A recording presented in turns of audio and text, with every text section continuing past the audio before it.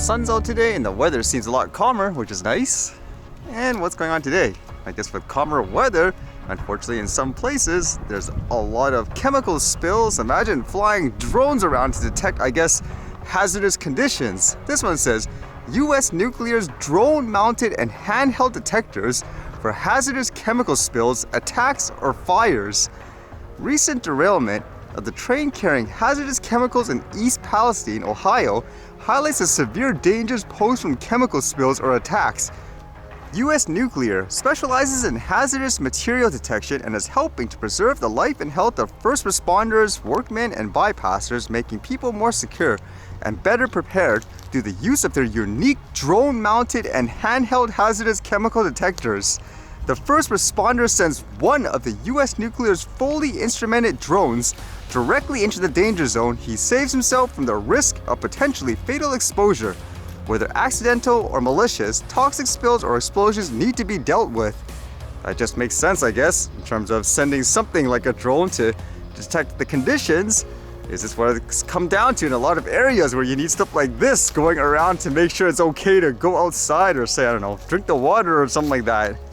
More training in the news too in terms of military drones. How about this one? It says Belgium starts training Ukrainian military to operate underwater drones.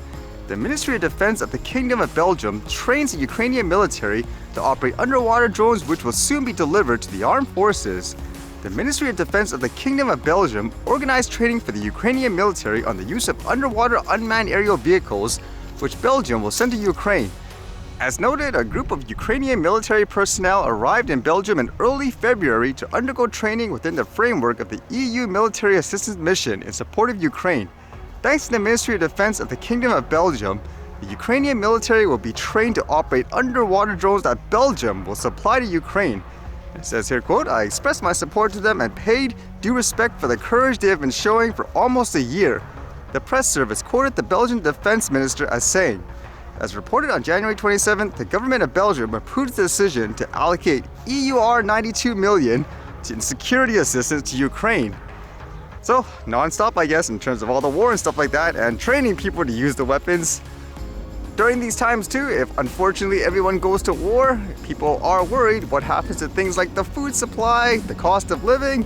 So this was kind of, I guess, more lighthearted. I was just reading how apparently one of the supermarket chains here called Save on Foods was having like this 149 day sale where a lot of these items are literally $1.49. That would be like way back in terms of the prices, right? So it is like a throwback and so forth. So I thought for fun, let's go visit that store and see what it's like, I guess. Watch everything be sold out.